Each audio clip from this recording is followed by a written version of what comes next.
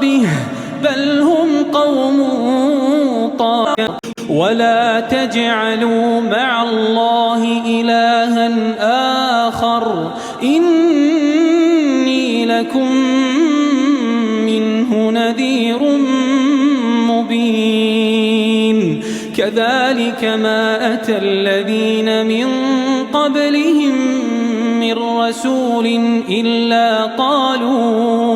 إلا قالوا ساحر أو مجنون أتواصوا به بل هم قوم طاغون فتول عنهم فما أنت بملوم وذكر فإن الذكرى تنفع المؤمنين.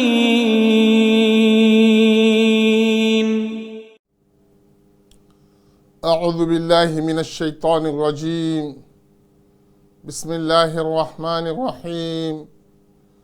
إن الحمد لله نحمده ونستعينه ونستغفره ونستهديه ونعوذ بالله من شرور أنفسنا ومن سيئات أعمالنا من يهده الله فهو المهتدي ومن يضلل فلن تجد له وليا مرشدا وأشهد أن لا إله إلا الله وحده لا شريك له وأشهد أن سيدنا وحبيبنا وقدوتنا محمدا عبد الله ورسوله صلى الله عليه وعلى آله وصحابته ومن اهتدى بهديه إلى يوم الدين أما بعد.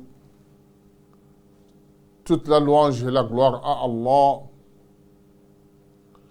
le Seigneur de l'univers, le Créateur des mondes, le clément, le miséricordieux, le tout miséricordieux, le très miséricordieux.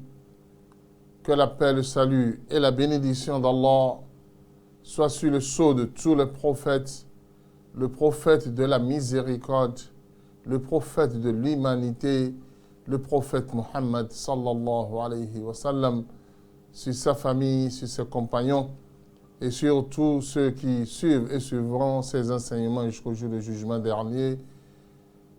Chers fidèles de la Sunna TV, chers frères et sœurs en islam, assalamu alaikum wa rahmatullahi wa barakatuh. Nous rendons grâce à Allah subhanahu wa ta'ala pour ses immenses miséricordes sur nous. Nous le remercions pour le fait qu'il nous a permis d'être là aujourd'hui pour aborder avec vous un nouveau thème, un nouveau numéro de notre émission de prêche islamique. Nous avions déjà commencé une nouvelle année de l'Hégire, c'est-à-dire 1446 ans, de l'immigration du prophète Muhammad sallallahu alayhi wa sallam de la Mecque vers Médine, l'un des grands événements de la vie du prophète Muhammad sallallahu alayhi wa sallam, car à travers cette immigration qui est considérée comme l'hégire en arabe, que nous traduisons en hégire en français, qui est le hijra en langue arabe, c'est l'événement qui a annoncé le début réel d'un État islamique gouverné par la révélation. Le seul État qui a été gouverné directement par la révélation, dont chaque chose qui se produisait dans cet État est orientée par le ciel. C'est l'État islamique gouverné par le prophète Muhammad sallallahu alayhi wa sallam. L'année de l'Hégire constitue la célébration de cette année, de cet événement. Mais d'abord, il faut faire un tout petit rappel à tout musulman que l'alternation entre la nuit et le jour qui nous amène à compter des mois et des années n'est rien pour nous qu'un dépôt pour nos œuvres. J'ai passé cette journée, je passe la soirée, une semaine écoule, un mois après, une année termine. Qu'est-ce que ça dit aux musulmans? Ça doit signaler aux musulmans qu'ils se rapprochent activement vers sa mort, vers la fin de sa vie sur la terre. C'est-à-dire, ça l'éloigne de ce bas monde et ça le rapproche du jour du jugement dernier. Dans un autre sens, ça l'éloigne d'un endroit où on travaille. Ça le rapproche d'un endroit où il sera récompensé. Mais le problème, c'est que beaucoup de gens ne se rendent pas compte de cela. Ils sont insensés à ce sens important de la vie. Déjà, au début de cette semaine, nous avions dit au revoir à 1445 ans de l'hégire, de l'immigration du prophète Mohammed sallallahu alayhi wa sallam de la Mecque vers Médine. Et nous avions accueilli une nouvelle année, c'est-à-dire nous sommes rentrés dans l'année 1446 ans de l'hégire du prophète Mohammed sallallahu alayhi wa sallam. Pour nous, musulmans, ce jour devrait nous apporter beaucoup de réflexion. Ça doit nous amener à se rappeler de beaucoup de choses. Mais avant d'aborder ces événements qui se sont produits dans l'histoire de l'islam, il est d'abord important de signaler le sens de l'année de l'hégire. D'abord, quand nous parlons de l'année de l'hégire, c'est pour se rappeler de l'immigration du prophète Mohammed sallallahu alayhi wa sallam et de ses compagnons de la Mecque vers Médine. Ce qui était un ordre divin où Allah subhanahu wa ta'ala a rendu obligatoire pour tout musulman qui vivait hors de Médine en ce temps de s'immigrer soit de la Mecque ou bien du lieu où il était persécuté, de s'immigrer vers Médine, où Allah subhanahu wa ta'ala a décidé de créer un nouveau État islamique qui sera dirigé par le prophète Mohammed sallallahu alayhi wa sallam. Et la révélation du ciel sera l'orientation de cette gouvernance. C'est-à-dire, ça ne serait pas une gouvernance dirigée ou bien gouvernée par simplement des idées des êtres humains. Non. Un parlement humain où les gens vont se concerter, réfléchir par rapport à un événement quelconque. Non. Ce sera un État supervisé par le Seigneur Allah lui-même. ou tout petit, ou toute situation, petite qu'elle soit ou grande, sera orientée par Allah. Personne n'a le droit de poser un acte, un ordre, sans se référer au ciel. Ou quand les gens viennent voir le prophète Mohammed sallallahu alayhi wa sallam pour lui poser une question, il leur dit, attendez qu'Allah révèle ce qu'on doit faire par rapport à cela. Pour pouvoir créer cet état, Allah subhanahu wa ta'ala a mis toutes les dispositions pour aider le prophète Mohammed sallallahu alayhi wa sallam à se diriger vers l'endroit, le pays qui a été choisi pour être le berceau de l'État islamique. Il s'agit de Médine. Alors l'hégire constitue l'événement à travers lequel le prophète Mohammed sallallahu alayhi wa sallam a quitté la Mecque pour se rendre à Médine. Et ceci s'est produit dans le mois de Rabi' al-Awwal, où le prophète Mohammed sallallahu alayhi wa sallam a quitté Médine, a quitté la Mecque au début du mois de Rabi' al-Awwal pour se rendre, ou bien dans certains livres d'histoire, à la fin du mois de Safar, et il s'est rendu à Médine le 12 Rabi' al-Awwal. Ça s'est confirmé, pas de doute par rapport à cela. Le 12 Rabi' al-Awwal, le prophète est annoncé à Médine. Cet événement de l'hégire doit constituer pour nous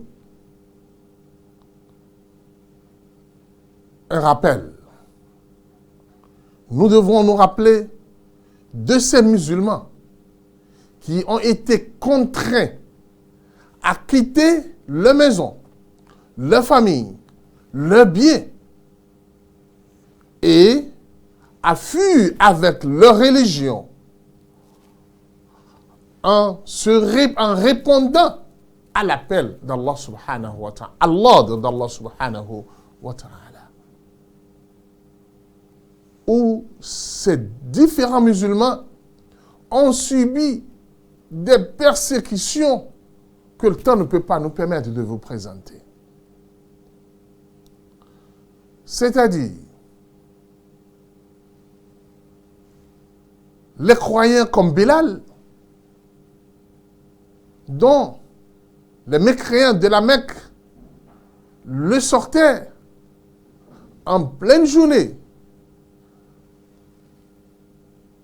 sous un soleil ardent, on le met à même le sol, on le frappait, on mettait de grandes roches sur sa poitrine en le forçant à laisser l'islam, où il ne disait que Ahad, Ahad, Ahad, Ahad. On se rappelle des compagnons comme Ammar ibn Yasir, où on a tué son père et sa mère devant lui. On a même mis de lancer dans le ventre de sa mère devant lui. Soumeya, qui était la première martyre en islam. Pour ne citer que ces deux-là, beaucoup de musulmans ont subi d'énormes persécutions à la Mecque. Et lorsque le prophète Mohammed sallallahu alayhi wa sallam lui-même a perdu son épouse Khadija et son oncle Abu Talib, qui servait de protecteur pour lui à l'intérieur de la Mecque, le prophète aussi a subi des persécutions. Les mécréants de la Mecque prenaient le plantestat de chamel et ils s'en vont le verser sur le prophète Mohammed sallallahu alayhi wa sallam à l'intérieur de la mosquée de la Kaaba. ils étaient même venus un jour pour dire à son oncle Abu Talib de leur remettre le prophète Mohammed sallallahu alayhi wa sallam en échange avec un autre garçon à l'intérieur de la Mecque. Et ils iront tuer le prophète et Abu Talib va garder pour eux leur fils. Et Abu Talib l'a dit, mais quelle moquerie! Vous voulez que moi, je nourris pour vous votre garçon et que vous irez tuer mon fils? Abu Talib a protégé le prophète Mohammed sallallahu alayhi wa sallam par tous les moyens. Mais quand l'heure d'Abu Bakr a sonné et il a quitté cette vie pour se rendre de l'autre côté, ils ont commencé par persécuter le prophète Mohammed sallallahu alayhi wa sallam. Cette persécution a amené le prophète à décider de quitter la Mecque pour se rendre à Taïf. Là, ils ont envoyé une délégation pour pouvoir intoxiquer les habitants de Taïf. Et ceux-là se sont tournés contre le prophète Mohammed. Et le prophète a passé quelques temps là-bas. Il est obligé de quitter Taïf et de retourner à la Mecque où la frontière était fermée. Il n'avait pas de possibilité pour entrer. Il est obligé d'envoyer une délégation à la Mecque pour aller négocier avec l'une des tribus alliées de sa tribu pour le protéger et le faire rentrer à nouveau à la Mecque. Pendant tout ce temps, le prophète était énormément persécuté. Alors face à ceci, Allah a dit, sors de la Mecque et vas-y maintenant à Médine. Alors, l'événement de l'Hégire et le début de l'année de l'Hégire nous rappellent cette persécution, cette difficulté auxquelles les musulmans se sont confrontés. Et au même moment, ça nous rappelle un bon début de l'État islamique où la gouvernance divine a été instaurée par la dirigeance du prophète Mohammed sallallahu alayhi wa sallam. Si nous, on n'a pas eu cet honneur d'être parmi ceux qui ont été honorés par Allah subhanahu wa ta'ala, à être aux côtés du prophète Mohammed sallallahu alayhi wa sallam pendant cet événement et pendant les années qu'il a eu à passer à Médine, nous devrons, de l'autre côté, se rappeler de cet événement. D'avoir le sentiment de compatir avec ces prophètes, ces compagnons du prophète Mohammed sallallahu alayhi wa sallam qui ont connu ce sort pendant la vie du prophète Mohammed sallallahu alayhi wa sallam. Peut-être Allah pourrait nous aligner à leur côté, puisque si on a le sentiment de compassion vis-à-vis de ses compagnons, Allah subhanahu wa ta'ala pourrait être satisfait de nous autres aussi et pouvait nous aligner dans leur rang et dans leur groupe le jour du jugement dernier. C'est ce beau sentiment que le musulman doit avoir au début de l'année de l'Hégire. Se sentir concerné par ce que ces musulmans-là ont vécu pendant ce moment et souhaiter être récompensés aussi par rapport à ce qu'ils ont fait. Parce que ce que nous recherchons, c'est d'être récompensés par Allah subhanahu wa ta'ala de ce que nos dévancés dans cette religion ont accompli. Puisque le prophète Mohammed sallallahu alayhi wa sallam a déjà annoncé, après la conquête de la Mecque, il a dit « La hijrata ba'da al-fath ». Le moment qu'on a conquis la Mecque, et la Mecque est rentrée déjà dans l'État islamique, il n'y a plus de hijra, il n'y a plus d'immigration. Ce qui vous reste maintenant, une bonne intention. Jihadun wa niyya. Se combattre sur le sentier d'Allah subhanahu wa ta'ala et avoir une bonne intention. C'est de cette intention-là qu'il s'agit. Et d'où vient l'année de l'Hégire? Ça vient du fait que lorsque Omar ibn Khattab, radiyallahu subhanahu wa ta'ala, qui fut le second calife de l'islam, a su élargir le territoire islamique en son temps, parce qu'il a eu le pouvoir 2 ans et demi après la mort du prophète Muhammad sallallahu alayhi wa sallam et après le décès de Abi Talib. Le territoire islamique s'est élargi, où une grande partie de l'empire perse est intégrée dans le territoire islamique. Une partie de l'empire romain est aussi intégrée dans le territoire islamique.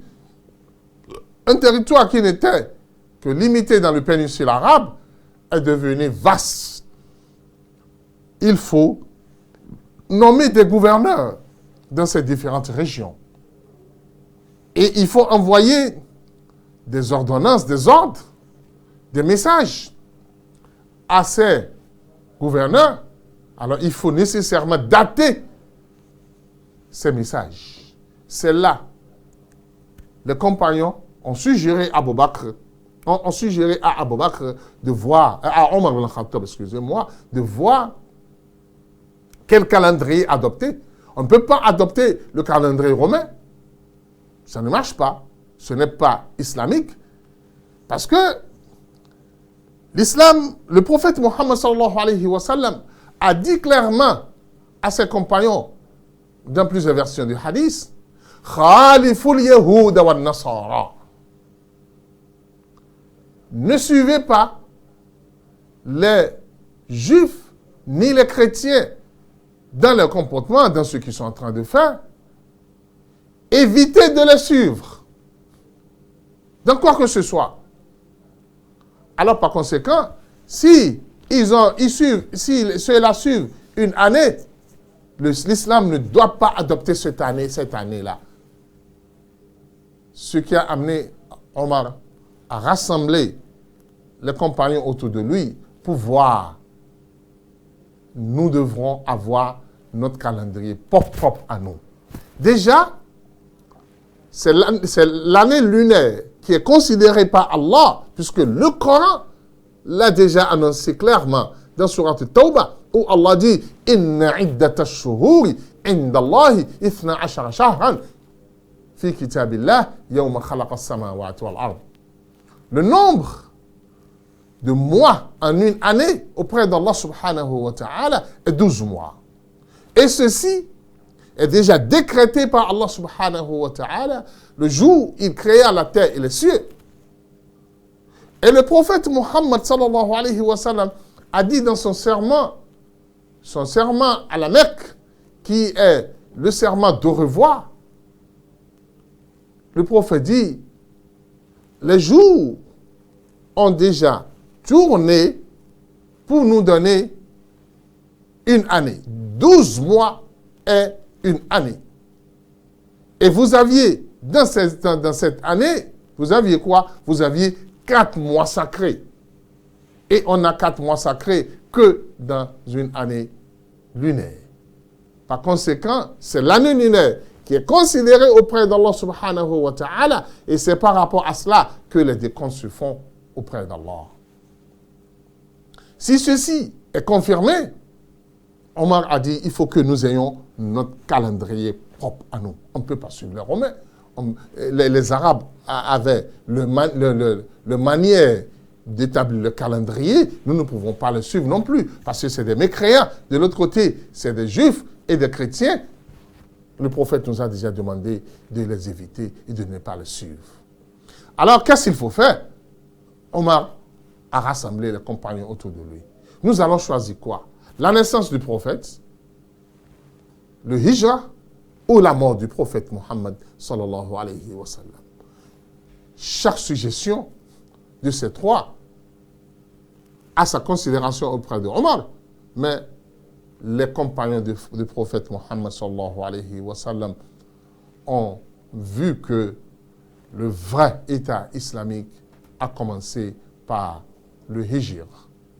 Par conséquent, c'est le hijra qui doit être considéré parce que c'est là où la gouvernance réelle de l'islam a commencé, il faut alors le considérer, parce que nous sommes devenus État par cette immigration, ce qui a fait que Omar a adopté le Hijr, l'année où le prophète a fait le Hijra, comme étant le début du calendrier islamique, et ils sont obligés maintenant de se référer à cette année pour reprendre ce calendrier et que l'année de l'Hégire soit la première année du calendrier islamique.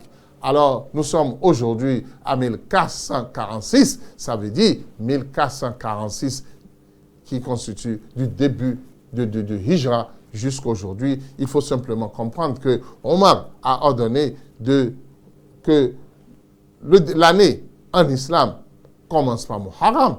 Alors, bien que le Hijra s'est produit au Rabi'ul Awwal, nous référons au Muharram pour que ce soit le début de l'année. Voilà le sens de l'Hijra en islam. Qu'Allah subhanahu wa ta'ala nous donne plus de compréhension par rapport à cela. Nous vous reviendrons après la pause. Assalamu alaikum warahmatullahi wabarakatuh. Ìkànnì tẹ́ ń wò yìí náà ní ìkànnì Sunna TV. Níbi tí àwọn onímọ̀ ti ń tẹ ìmọ́lẹ̀ sórí ẹ̀sìn Islam látòrí Sunna TV. Ìmọ́lẹ̀ nínú Sunna Nabi Muhammad sallallahu alayhi wa sallam. Ní gbogbo ìgbà ní kẹ́ ẹ máa wò wá. Tí ẹ sì máa rí ẹ̀kọ́ ẹ̀sìn kọ́. Lórí ìkànnì yìí náà ni o. Òun ló múlẹ̀ rẹ̀kẹ̀tẹ̀ yàtọ̀ yìí. Gbogbo mùsùlùmí lọ́kùnrin àti lóbìnrin. Ẹ jẹ́ ká máa wo Sunna TV. Ẹ jẹ́ àwọn ọmọ wa náà máa wo Sunna TV. Kí wọ́n lè bá ní ìmọ̀ tó péye nípa Sunna.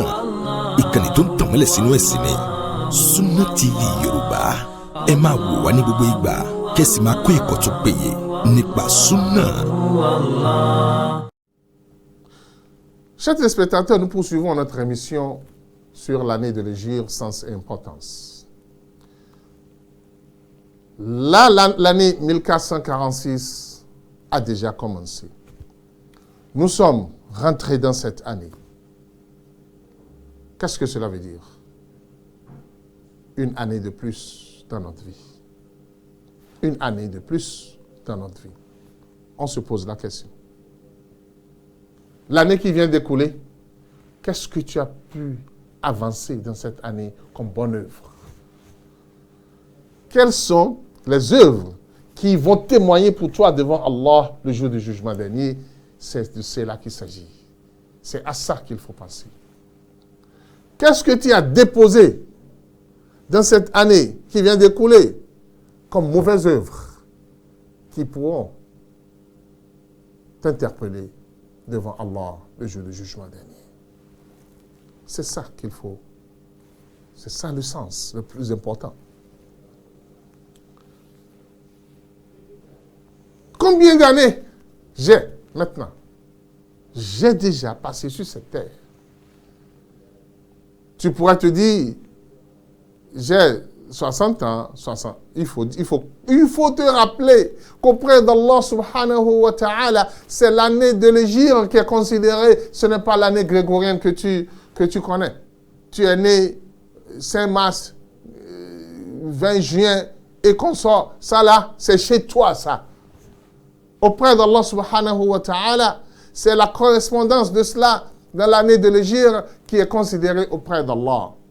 Et pour ton information, chaque année, il y a une différence de 11 jours entre l'année grégorienne et l'année de l'Hégire.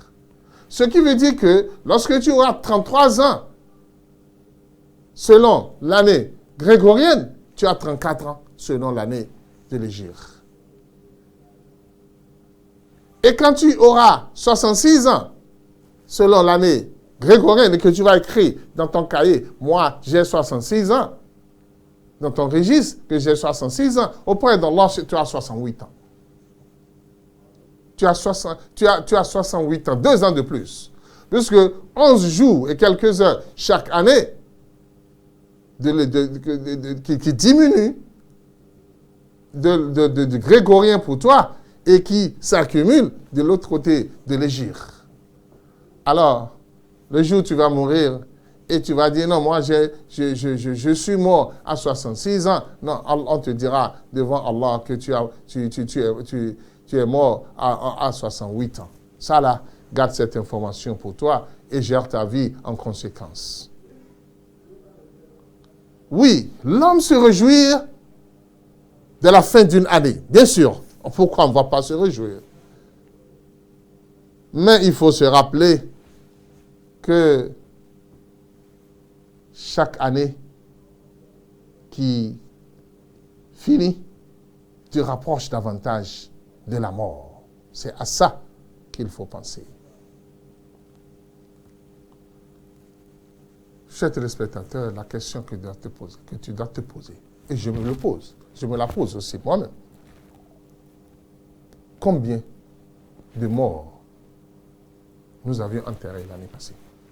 Parmi les proches, parmi les amis, parmi les frères, et ainsi de suite. Combien sont morts par accident? Combien sont morts par maladie? Combien sont morts par une mort subite? Il faut te rappeler de tout cela et te dire, moi aussi, j'irai bientôt. Parce que ça, personne ne sera éternel sur cette terre. Ça pourrait être cette année. Il faut te le dire tout le temps. Ça pourrait être cette année. Si tu retrouves encore l'année prochaine, il faut te dire, ça pourrait être cette année. Car personne ne peut rien par rapport à cela. C'est Allah subhanahu wa ta'ala qui décide du sort de chacun de nous. Alors, est-ce que le début de l'année de l'Hégire est une fête en islam? Non, mon frère. On ne fête pas le début de l'année de l'Hégire. Fêter le début de l'année de l'Hégire, c'est imiter les chrétiens, les juifs, qui ont l'habitude de célébrer le début de l'année chez eux. En islam, on n'a que deux fêtes. Deux fêtes, un point très. On n'est plus autorisé de fêter une autre fête en dehors de cela quand il s'agit de fêtes religieuses. Écoutez-moi très bien. Il n'est pas permis ni autorisé à un musulman de commencer à sortir de tam-tam ou de fanfare, de trucs, en annonçant que nous sommes déjà au début de l'année de l'Hégire, on doit fêter. Quelle fête tu fêtes, mon frère? Pourquoi tu vas sortir de la voie islamique, de la voie d'Allah, pour te mettre dans la bida qui n'a rien à foutre avec les enseignements d'Allah et du prophète Muhammad sallallahu alayhi wa sallam? Le début de l'année de l'Hégire, c'est pour t'amener à réfléchir. C'est pour t'amener à te dire, qu'est-ce que j'ai accompli l'année passée, qu'est-ce que je vais accomplir cette année? Et réorganiser ta vie et voir qu'est-ce que tu vas apporter à l'islam. L'islam n'est pas une religion de fêtes, de chansons, de tam-tam, de cela. Au contraire, ça pourrait égarer les musulmans et les éloigner de la voie d'Allah subhanahu wa ta'ala. Écoutez-moi bien. Je viens de dire que l'année lunaire commence, ça commence par des adorations. Écoute-moi très bien. Nous avions fini l'année avec quoi? Avec des adorations. Le mois de Zulhijjah constitue pour nous un mois plein d'adorations. Parce que les 10 premiers jours sont considérés comme les meilleurs jours de l'année et nous avions fêté cela par les adorations. Et maintenant, le mois qui suit est le mois de Muharram, qui est l'un des mois sacrés dans lequel Allah subhanahu wa ta'ala a dit فَلَا تَظْلِمُوا فِيهِنَّ أَنفُسَكُمْ. Évitez tout préjudice, toute injustice contre vous-même pendant ce mois. Alors, nous rentrons dans ce mois, nous rentrons dans une année de l'Hégire par des adorations. Ce n'est pas le premier Hégire On se rassemble quelque part, on dit on est en train de fêter, de célébrer une année nouvelle en islam, ou bien on fait l'assise de prière, venez me réciter le Coran, le truc, tous ces jeux qui ne font pas partie des enseignements d'Allah, ni du prophète Muhammad sallallahu alayhi wa sallam, et n'a été cité nulle part dans notre religion. Non, évitons cela. Il y a mieux à faire. Il y a mieux à faire. Il y a des actes qui vont vous apporter beaucoup de récompenses auprès d'Allah subhanahu wa ta'ala, au lieu d'aller perdre ce temps dans des choses où vous serez interpellé là-dessus devant Allah subhanahu wa ta'ala. Ça, c'est d'un côté. Je disais que nous rentrons dans l'année par des adorations. Qu'est-ce que le prophète Muhammad sallallahu alayhi wa sallam nous a dit? Le prophète nous dit que أفضل الصيام بعد رمضان شهر الله المحرم. Écoute bien le hadith. أفضل الصيام بعد رمضان شهر الله المحرم.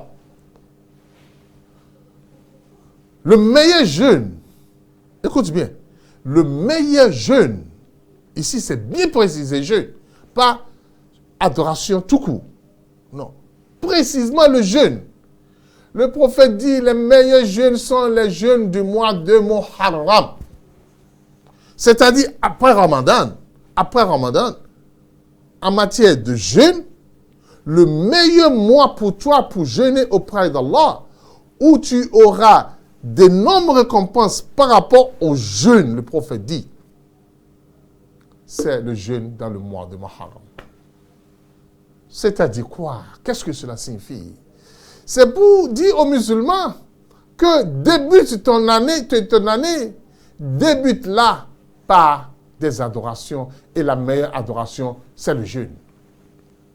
Alors j'invite chaque musulman à choisir quelques nombres de jours pendant ce mois de Muharram pour jeûner. Sans précision de nombre. C'est à toi de voir ce que tu peux, le nombre que tu peux. Et tu le jeûnes en suivant, la sunna du prophète Muhammad sallallahu alayhi wa sallam dans le mois de Muharram. Ça, c'est le premier acte recommandé par le prophète Muhammad sallallahu alayhi wa sallam pour débuter une année lunaire. La deuxième chose, chers téléspectateurs, le 10e jour de Muharram est un jour particulier en islam. Est un jour qui a beaucoup de mérites auprès d'Allah et du prophète Muhammad sallallahu alayhi wa sallam.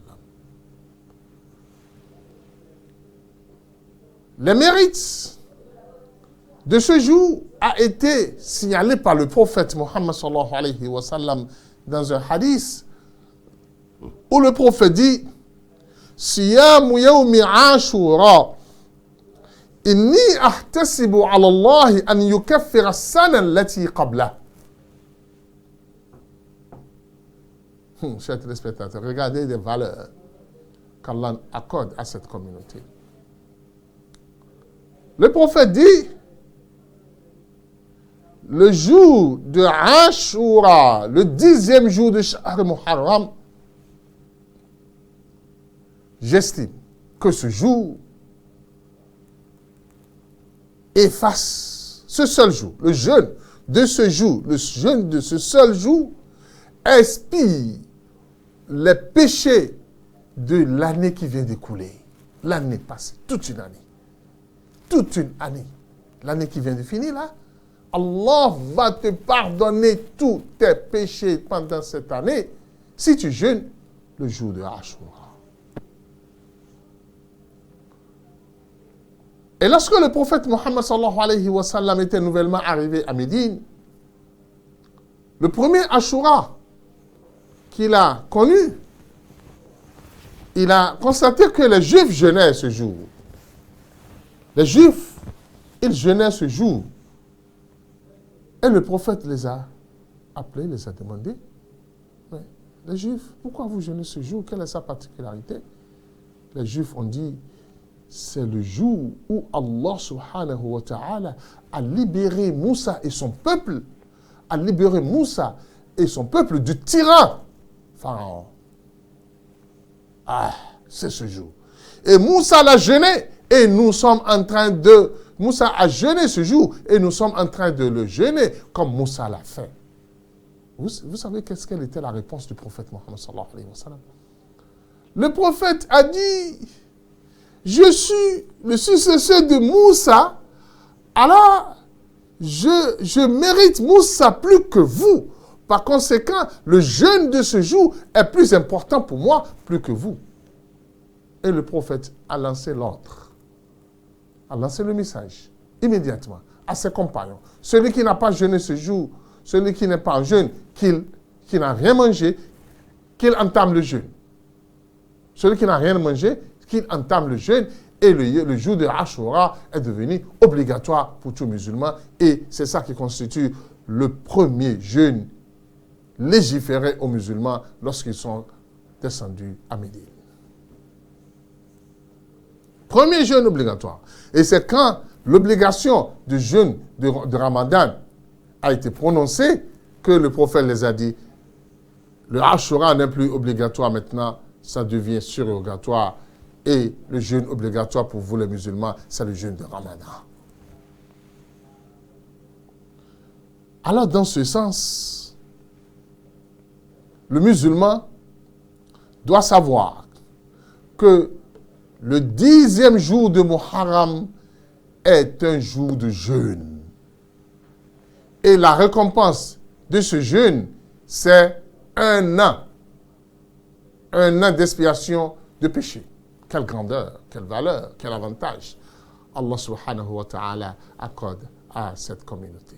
Maintenant, dans le sens de ne pas suivre les Juifs dans ce qu'ils font, le prophète Mohammed sallallahu alayhi wa sallam a dit à ses compagnons, jeûnez le 9e jour. Le 9e jour. Pour que vous jeûnez 2 jours et ils jeûnent un seul jour. Ou si tu vois que tu ne peux pas jeûner le 9e jour, jeûne le 11e jour. Parce que ce qui est dit dans le hadith, le prophète Mohammed sallallahu alayhi wa sallam dit « Soumu yawma ashura wa khalifu fihi al-yahud wa soumu qablahu yawman aw ba'dahu yawman » Le hadith est bien précis. Le prophète Mohammed sallallahu alayhi wa sallam dit « Jeûnez le 10e jour de Muharram. » Évitez de suivre les Juifs en jeûnant le 9e jour ou le 11e jour. C'est-à-dire un jour avant le 10 ou bien un jour après le 10. Alors, le musulman est au choix entre jeûner le Tasu'a ou bien le jeûner le Hadi Ashura. Le Hadi Ashura, le 11e jour ou bien le 9e jour du mois de Muharram. Pourquoi jeûner alors ce jour? C'est Moussa qui a été sauvé et de Pharaon. Moussa, c'est la continuité de l'islam.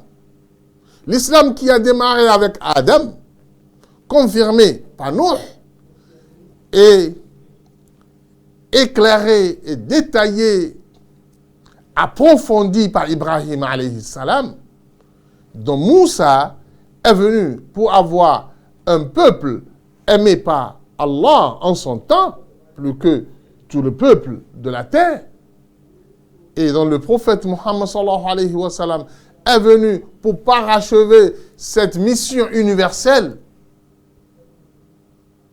Alors, on doit célébrer notre histoire. C'est la célébration de l'histoire de l'islam qui constitue cette fête, ce jour de jeûne. Et ce jour de jeûne, comme je le dis, c'est une confirmation de la vérité contre le faux. Puisque Pharaon s'est dit qu'il est Dieu, il a appelé le monde à l'adorer. Et Allah subhanahu wa ta'ala, il a persécuté les enfants d'Israël. Il les a fait tout ce qu'on peut imaginer comme mal sur la terre. Alors dans ce sens, Allah a décidé de sauver Moussa et son peuple du tyran, Pharaon.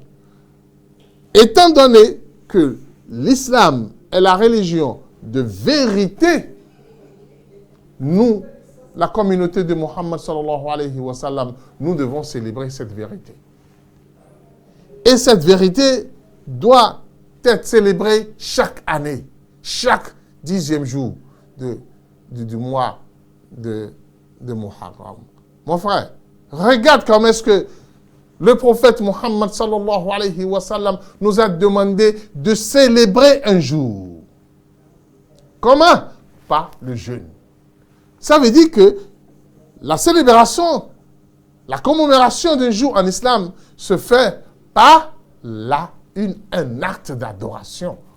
Et cette fois-ci, c'est le jeûne qui est exigé. C'est-à-dire, on ne célèbre pas un jour en islam par les tam-tam, par les fêtes, par des chansons, par tout cela, c'est anti-islamique. Mettons cela de côté. Soyons sérieux avec notre Seigneur. Et rappelons-nous tout le temps, inna salati wa nusuki wa mahyaya wa mamati lillahi rabbil alamin. Tout acte venant de moi, c'est pour Allah. Et qu'est-ce que tu veux en faire avec le haram lorsque tu cherches Allah subhanahu wa ta'ala? Tam, c'est quoi? Tout cela, c'est quoi? C'est quoi? Non. Cessons cela.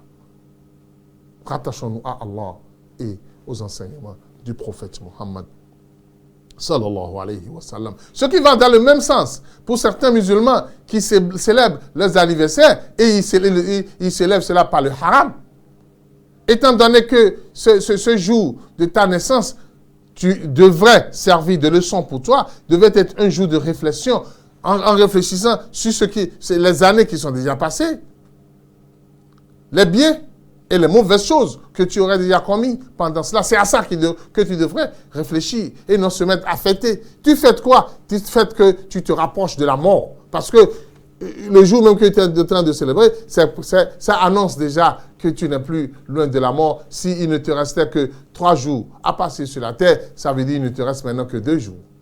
S'il ne te restait que 5 ans, ça veut dire 5 ans moins 1. Et tu fêtes que tu me rapproches de la mort. Alors, tu devrais meubler ce temps par l'adoration d'Allah subhanahu wa ta'ala, par réciter le Coran, par faire le zikr, par demander à Allah subhanahu wa ta'ala de bénir le reste de ta vie et ce qui s'est déjà écoulé de ta vie, qu'Allah te pardonne tes péchés et tu annonces ta repentance de tout cela. Alors, il faut savoir que l'islam, c'est une entité qu'on ne peut pas découper d'un moment à un autre. Ça s'enchaîne. Et chaque année, on doit se rappeler des années précédentes pour assurer et assumer la continuité de l'islam. Les Juifs célèbrent la libération de Moussa et son peuple. Le prophète Muhammad sallallahu alayhi wa sallam dit « Je célèbre ce jour avec vous parce que moi, je suis la continuité de l'islam, la continuité de Moussa. » Ce qui veut dire que l'unification des musulmans, de la communauté musulmane doit être une réalité. Du nord au sud, de l'est à l'ouest, dans la globe, les musulmans doivent être un et indivisibles. Qu'est-ce que cet événement nous confirme, chers téléspectateurs? La libération de Moussa du tyran, Pharaon. Ça nous confirme que la fin restera toujours pour ceux qui craignent Allah subhanahu wa ta'ala. C'est la crainte d'Allah qui détermine la fin de qui que ce soit. Si vous n'aviez pas la crainte d'Allah, ça veut dire votre vie est en ballottage. Vous risquez de tomber dans la colère d'Allah à tout moment. Alors le musulman va se réjouir chaque année de cette libération de Moussa, de cette continuité confirmée de l'islam, de la religion d'Allah, ça doit être fait, mais ça doit être fait par une adoration, par le jeûne. Et c'est une grande leçon de réflexion pour tout musulman qui subit une persécution quelque part, qui est en train de souffrir quelque part, qu'il sache que de l'Hégire, c'est une commémoration de libération. Et le 10e jour, qui est le jour de Ashura, c'est une autre commémoration de libération de ceux qui sont persécutés par un tyran quelque part. Ce qui veut dire que le début de l'Hégire, c'est un événement qui réconforte les musulmans, qui doit les amener à se réjouir du soutien d'Allah à eux. Toi, je te repose la question. Comment est-ce que tu célèbres les grands événements qu'Allah subhanahu wa ta'ala a fait produire dans ta vie? Par la danse, par le tam-tam, par de l'illicite, par de l'alcool, par des amis qui n'ont aucun sens dans ta vie et que tu penses qu'il est directeur, il est truc, et tu empêches même les musulmans, parce qu'ils sont pauvres, à participer à des fêtes que tu organises. Tu fais tes fêtes entre les riches, les maillants de quoi, je ne sais quoi. Ah, tu es perdant, hein? Le prophète Mohammed a même déjà interdit aux musulmans d'assister à des fêtes qu'on organise uniquement pour les riches. Les musulmans ne participaient pas là parce que l'objectif n'est pas atteint. C'est manger entre ceux qui sont déjà rassasiés. Ça, ce n'est pas une fête en islam. Ça, c'est une perte de temps en islam d'après le prophète Muhammad sallallahu alayhi wa sallam. Alors, les fêtes qui sont organisées pour de gaspillage, pour des trucs là, ce n'est pas même une fête en islam. Où ça se fait entre les riches, entre les trucs, ce n'est pas une fête islamique.